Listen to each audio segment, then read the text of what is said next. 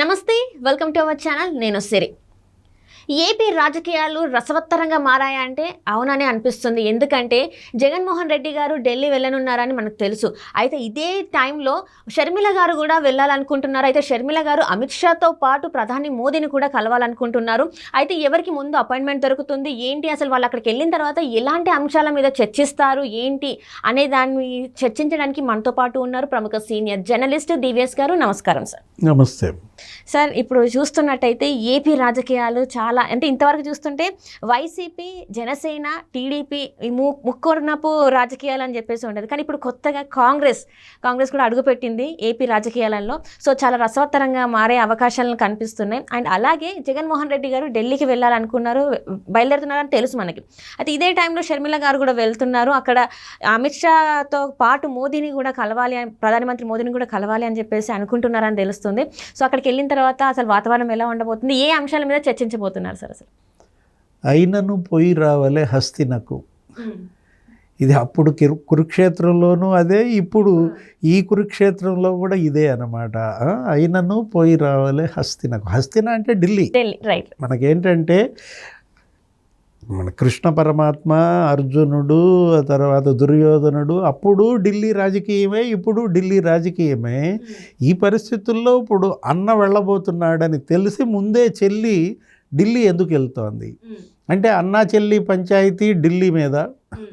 ఢిల్లీలో అన్నా చెల్లి పంచాయతీకి ఏమన్నా తెరబడుతుందా అంటే వెళ్తున్న కారణాలు భిన్నంగా ఉన్నాయి. షర్మిల వెళ్తున్నది ఆమె ఏదో ప్రత్యేక హోదా డిమాండ్ చేస్తోంది. ఆంధ్రప్రదేశ్కి చాలా అన్యాయం జరుగుతోంది, మోడీ కేడీ అని కూడా అంటూ ఆయన్ని ఢిల్లీ కేడీ అంది, అన్ననేమో దాడేపల్లి కేడీ. ఈ కేడీల వల్ల ఆంధ్రప్రదేశ్కి రావాల్సినటువంటి ప్రత్యేక హోదా రాలేదంటూ విభజన చట్టం అంశాలు అమలు ఎందుకు చేయట్లేదని ప్రశ్నిస్తూ కడప స్టీలు వీటన్నిటి మీద ఆమె నిప్పులుగెక్కింది. ఇప్పుడు మోడీని, షాని కలిసి వాటి మీద వినతి పత్రం కూడా ఇస్తుంది అంటున్నారు. తన పార్టీ పెద్దలు సోనియా, ఖర్గే ఎటు కలుస్తుంది, అవసరమైతే అక్కడ ఒక దీక్ష కూడా చేస్తుంది అంటున్నారు. ఏది హోదా కోసం 24 గంటల దీక్ష కూడా కూర్చోవచ్చు అనే వార్తలు మనం వింటున్నాము. ఇదే పనిలో పనిగా మరి అన్న కూడా దానిపైన కన్నెర్ర చేశాడు. ఏపీ భవన్కి ఏదో ఆదేశాలు కూడా ఇచ్చాడంట. ఎటువంటి నిరసన దీక్షలకి ఏపీ భవన్లో అనుమతించడానికి వీల్లేదు, చెల్లైనా సరే ఎవరైనా సరే. ఆయన తీవ్రమైన ఆదేశాలు ఏపీ భవన్ అధికారులకు ఇచ్చినట్టుగా మనం చూసాం. షర్మిల ప్రత్యేకించి కేంద్ర హోంమంత్రి అమిత్ షాని ఎందుకు కలుస్తున్నారు, ఇది వాళ్ళ డౌట్.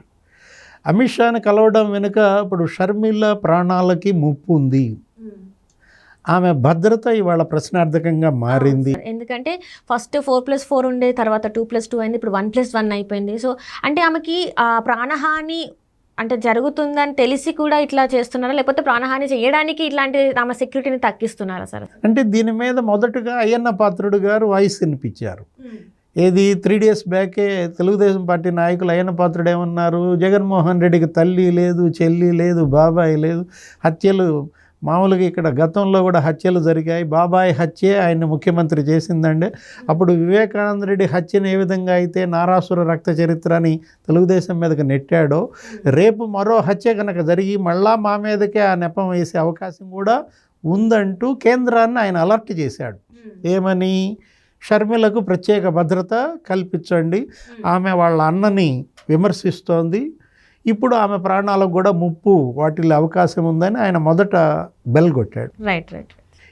తర్వాత మీరు అన్నది ఏంటి, రఘువీరారెడ్డి డీజీపీకి లెటర్ రాశాడు. ఏమని, 1+1కి ఆమె భద్రత తగ్గించడం ఏంటి, ఆమె మాజీ ముఖ్యమంత్రి కుమార్తె, ఇప్పుడు ముఖ్యమంత్రికి చెల్లెలు, 4+4కి పెంచండి, ఆమె టూర్స్లో కూడా ఒక స్పెషల్ ఎస్కార్ట్ వెహికల్ ఇవ్వమన్నారు. ఇప్పుడు ఇది ఎందుకు వచ్చింది ఈ సమస్య, ఇప్పుడు రేపొద్దున ఆమె అమిత్ షాని కలిసి తన భద్రత గురించి ఆయన అడుగుతాడు. ఏమన్నా నీకు ఫోర్స్ కావాలా ఏంటమ్మా, నీ పరిస్థితి ఆంధ్రప్రదేశ్లో నీకు ప్రాణహాని ఉందనే వార్తలు మా ఇంటెలిజెన్స్ వాళ్ళు కూడా ఇస్తున్నారు అని అడిగితే ఆమె చెప్పుకోవచ్చు, స్పెషల్ నాకు సెక్యూరిటీ ఏదన్నా ఇవ్వండి అని. గతంలో కూడా నీకు చిత్తూరులో పుంగనూరు ఆయన ఉన్నాడు, ఒక అతను యాదవ్, ఏది రామకృష్ణ యాదవ్, ఆయన ఇంటి మీద పెద్దిరెడ్డి అనుచరులు దాడులు చేసి గందరగోళం చేసి ఆయన మీద ఇది పెడుతున్నప్పుడు ఆయన హోంమంత్రిని కలిశాడు. ఆయన ఒక ప్రత్యేక పార్టీ కూడా పెట్టుకున్నాడు. కలిసి తనకి సెక్యూరిటీ కావాలి, ఇట్లా తన ప్రాణాలకు ముప్పు ఉంది అని చెప్పినప్పుడు ఆయనకి Y+ ఎంతో ఇచ్చారు. అవును సార్. ఏది రామకృష్ణ యాదవ్ అతనికి అక్కడికి మన కేంద్ర బలగాలే అతనికి రక్షణగా ఇవాళ ఉంటున్నాయి. అలా షర్మిలకు కూడా రేపొద్దున ఇచ్చే అవకాశం ఉంది. జగన్మోహన్ రెడ్డి ముఖ్యమంత్రి అయిన దగ్గర నుంచి నీకు ప్రతిపక్షాలపైన దాడులు జరుగుతున్నాయి, కేసులు విపరీతంగా పెడుతున్నారు. మాజీ ముఖ్యమంత్రి మీదే దాడులు జరిగాయి, మనకు తెలుసు. చంద్రబాబు పైన అంగళ్ళు కేసు అదే కదా. అంగళ్ళు ఆయన పర్యటనకు వెళ్తే 100 మంది ఆయన పైన రాళ్ల దాడి కురిపించారు. సెక్యూరిటీ కూడా తలకాయలు పగిలినాయి. అక్కడే కాదు, ఎర్రగొండపాలెంలో మనం చూసాం. ఆ మంత్రి ఆదిమూలం సురేష్ ఏం చేశాడు, చొక్కా ఇప్పి మరి కాంగ్రెస్ కార్యకర్తలందరినీ రెచ్చగొట్టి రాళ్ల దాడి చేపిస్తే SPG అధికారి తల పగిలింది చంద్రబాబు పైన వీళ్ళు రాళ్ళు వేసినప్పుడు. నందిగామలో మనం చూసాం సేమ్ అదే రాళ్ల దాడి. CSO అతని తల పగిలింది మధు. చంద్రబాబు సెక్యూరిటీ కూడా తగ్గించుకుంటూ వచ్చారు. జగన్మోహన్ రెడ్డి ముఖ్యమంత్రి అయిన తర్వాత చంద్రబాబుకి SPG ప్రొటెక్షన్ ఇవాల్టిది కాదు. అలిపిరిలో ఆయన మళ్ళా పునర్జీవం పొందిన తర్వాత ఏది ఆ బాంబు బ్లాస్ట్ నక్సలైట్ల తర్వాత SPG ప్రొటెక్షన్ ఇచ్చారు. దగ్గర దగ్గర 100 మంది ఆర్మ్డ్ పోలీస్ ఆయనకి కాపలా ఉంటారు, బ్లాక్ కమాండోస్.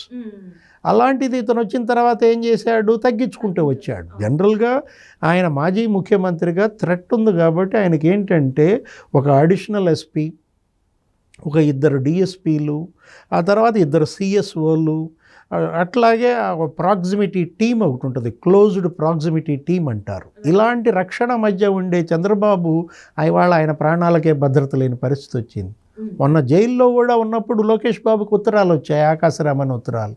ఏమని, జైల్లోనే ఆయన మట్టు పెట్టే ఇదని ఆందోళన ప్రకటించాడు, ఏదన్నా జరగచ్చని. మొత్తానికి ఎట్లా కొట్ట ఆయనకి బెయిల్ ఇచ్చింది, కోర్టులు దానిపైన దృష్టి పెట్టాయి. ఇవాళ ఆయన బెయిల్పై బయటే ఉన్నారు. కాబట్టి ఇప్పుడు చంద్రబాబు భద్రత ప్రశ్నార్థకమే, షర్మిల భద్రత ప్రశ్నార్థకమే. పవన్ కళ్యాణ్ పట్ల ఎలా బిహేవ్ చేశారో మనం చూసాం. ఆయన విశాఖ ఎయిర్పోర్ట్లో దిగితే ఒక యుద్ధ వాతావరణం సృష్టించి ఆయన్ని బయటికి రానియకుండా, ఆయన మళ్ళీ హోటల్కి వెళ్తే ఆ హోటల్లో 3 రోజులు ఆయన నిర్బంధించి బయటికి రానియకుండా, అప్పుడు ఆ జనసేన కార్యకర్తల మీద 125 మంది మీద కేసులు పెట్టి జైలుకి పంపారు. తెలుగుదేశం వాళ్ళ మీద అయితే అసలు మాజీ మంత్రులు, ఎమ్మెల్యేలు, నాయకులు 70,000 మంది మీద కేసులు పెట్టారు. ఇలా ప్రతిపక్షాల మీద అణిచివేత నడుస్తున్నప్పుడు షర్మిల భద్రత మరి వాళ్ళ ప్రశ్నార్థకం అన్నమాట. దానికోసం మరి కేంద్రం ఏం భద్రత కల్పిస్తుందో చూడాలి. అట్లాగే జగన్మోహన్ రెడ్డి కూడా వెళ్తున్నాడు అన్నావు, అన్నా చెల్లి పంచాయతీ ఢిల్లీ ఏంటంటే అని. కుటుంబ పంచాయతీ చేయడు అమిత్ షా, అది వేరే విషయం, అది వాళ్ళు తెలుసుకోవాలి. వాళ్ళమ్మ చేయాల్సిన పంచాయతీ అమిత్ షా ఎందుకు చేస్తాడు? కాకపోతే జగన్మోహన్ రెడ్డి ఎందుకు వెళ్తున్నాడు? బీజేపీ రాబోయే ఎన్నికల వ్యూహం ఏంటి? ఈ గండం తనలాగోలా గట్టెక్కించండి, 5 ఏళ్ళు మీకు మీ బీజేపీ పల్లకి నేను మోసాను, మీ చెక్కి చేతుల్లోనే నేను ఉన్నాను, సో ఈసారి కూడా నాకు సపోర్ట్ ఇవ్వండి అని అడగడానికి వెళ్తున్నట్టే. అంతే, తన స్వలాభం కోసమే కానీ ఎప్పుడు కానీ రాష్ట్ర అభివృద్ధి కోసం మాట్లాడడానికి ఎప్పుడు వెళ్ళింది లేదా? రామ ఆయన జగన్మోహన్ రెడ్డి నీకు అట్లాంటి అనుమానాలు ఎందుకు వస్తాయి? ప్రత్యేక హోదా లేదు, విభజన చట్టంలో అంశాలు లేవు, కేంద్రం నుంచి రాబట్టడం అది పోయింది. పోలవరం నిధులు ఊరికే మీడియాకి చెప్పడం తప్ప, అప్పులు మాత్రం ఈయన అడిగినన్ని ఇస్తారు. ఎందుకంటే ఆంధ్రప్రదేశ్ దివాలా తీయాలనేది కేంద్ర పెద్దల ఉద్దేశం కాబట్టి. ఈయన ఏంటంటే రేపు రాజ్యసభ 3 సీట్లు వస్తున్నాయి ఎన్నిక. ఆ 3 సీట్లలో ఒక సీటు ఏదో బీజేపీకి ఇస్తానని ప్రపోజల్ చేయడానికి, దానికి ప్రతిఫలంగా రేపు రాబోయే ఎన్నికల గండం ఆయన్ని గట్టెక్కించమని ప్రాధేయపడటానికి, ఒకవేళ మళ్ళా ముఖ్యమంత్రి అయ్యి మళ్ళా నాకు 25-30 సీట్లు కనుక ఉంటే మళ్ళీ మీకే మద్దతు ఇస్తాను, నాకన్నా నమ్మదగిన స్నేహితుడు మీకు ఉంటారా, నా మీద ఇన్ని కేసులు ఉన్నాయి కాబట్టి నేను ఇంక మరి కదులుతానా బెసుకుతానా అని ఏదో ప్రూవ్ చేసుకోవడం కోసం ఆయన వెళ్తున్నాడు. ఆయనకి ఇంకా అపాయింట్మెంట్ రాలేదు. ఎవరు? అమిత్ షా. నెక్స్ట్ పవన్ కళ్యాణ్ కూడా వెళ్తున్నాడంట ఢిల్లీ. ఆయన ఏంటి, పొత్తుల విషయం గురించి. ఇప్పుడు అక్కడ ఇంకా ఇందాక నువ్వు అన్నావు త్రిముఖ పొత్తులు, తెలుగుదేశం జనసేనతో పొత్తు, జనసేనకు ఆల్రెడీ గతంలో బీజేపీతో పొత్తు ఉంది. ఇప్పుడు మరి బీజేపీ తెలుగుదేశం పొత్తు ఉంటుందా ఉండదా? ఈ క్లారిటీ కోసం పవన్ కళ్యాణ్ కూడా ఢిల్లీ వెళ్తున్నాడు. పొత్తు ఉండేటట్లయితే చంద్రబాబును కూడా పిలిపిస్తారు అనే ఒక ప్రచారం కూడా ఉంది. కానీ ఈ లోపే బీజేపీ ఏం చేస్తోంది, ఒంటరి పోరే అని చెప్తోంది. ఇవాళ కూడా కొన్ని పత్రికల్లో బీజేపీ ఒంటరి పోరుకు సిద్ధమైంది, 175 స్థానాల్లో పోటీ చేసే అవకాశం ఉంది అంటున్నారు. ప్రతి పార్లమెంటులో వాళ్ళ పోల్ మేనేజ్మెంట్ కమిటీలు కూడా ఏర్పాటు చేసుకుంటున్న నేపథ్యంలో బీజేపీ ఇక ఒంటరి పోరుకే సిద్ధమవుతున్నప్పుడు ఫస్ట్లో నువ్వు అన్నట్టుగా త్రిముఖ పోటీయా, చతుర్ముఖ పోటీయా, లేదు ముఖాముఖి పోటీయా? తెలుగుదేశం జనసేన ప్రభంజనంగా ఉంది. 4.5 నెలల క్రితమే కాంక్రీట్ అయిపోయింది వాళ్ళ పొత్తు. రాష్ట్ర స్థాయి నుంచి గ్రామ స్థాయి వరకు వాళ్ళు బాగా బలంగా ఏర్పడిపోయినప్పుడు ముఖాముఖి పోటీలే ఉంటాయి వైఎస్ఆర్ కాంగ్రెస్కు, తెలుగుదేశం జనసేన అలయన్స్కు. కాకపోతే బీజేపీ కాంగ్రెస్ రెండు, షర్మిల వీళ్ళంతా కూడా 170 సీట్లలో పోటీ చేస్తారు. ఓట్ల చీలిక ఉపయోగపడతారు. షర్మిల ఏమో జగన్మోహన్ రెడ్డి ఓట్ బ్యాంకును చీల్చే అవకాశం ఉంది. క్రిస్టియన్ ఓట్లు కూడా ఆమె ఎత్తుకుపోయే అవకాశం ఉంది. ఏది ఎస్సీ ఎస్టీ ముస్లిం ఓట్ బ్యాంక్. దానివల్ల జగన్మోహన్ రెడ్డికి తీవ్ర నష్టం జరిగే అవకాశం. అంటే 2 నుంచి 5% వచ్చే అవకాశం ఉందా అంటారా సార్? మరి చీలిక 10-15% తెచ్చుకోవాలనే టాస్క్ షర్మలకి ఇచ్చినట్టు 2029కి 40% ఓట్ బ్యాంక్ మళ్ళీ మనం తెచ్చుకోవాలి. ఈ ఎన్నికలకి మీరు 10% అన్నా మినిమం ఎక్వైర్ చేయాలన్నట్టుగా దానికి తగ్గట్టుగా అందుకే ఆమె ఈ సుడిగాలి ప్రచారం ఇంతగా. రేపటి నుంచి కూడా మనం 5వ తారీఖు మడకసిర, మాచర్ల, జంగారెడ్డిగూడెం, బాపట్ల సభలు కూడా పెడుతోంది. జగన్మోహన్ రెడ్డి ఓట్ బ్యాంకును నిట్ట నిలువుగా చీల్చి అన్నను ఓడించటమే చెల్లి ఒక పంతం పట్టినట్టుగా మనకు కనపడుతోంది. ఈ పరిస్థితుల్లో మరి ఢిల్లీ బీజేపీ పెద్దలు ఆంధ్రప్రదేశ్కి ఎలా దిశానిర్దేశం చేస్తారో చూడాలి. Right. Thank you so much sir.